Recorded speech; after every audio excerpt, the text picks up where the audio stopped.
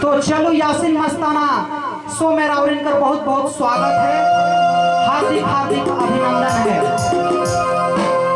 और आज है ऐसा युगलबंदी गीत लेके अनुप्रिया जी के साथ हामिद मिल के ऐसा युगलबंदी गीत गावे जात ही कि उम्मीद है कि रावरिन के बेहद पसंद आवी और बेहद रावरिन एंजॉय करा।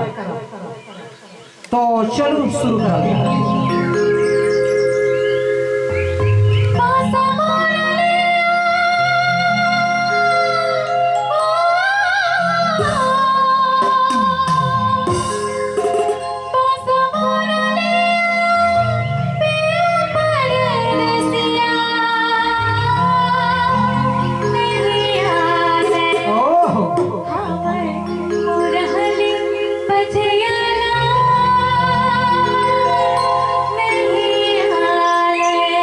क्या बात है अनुप्रिया जी, क्या बात है।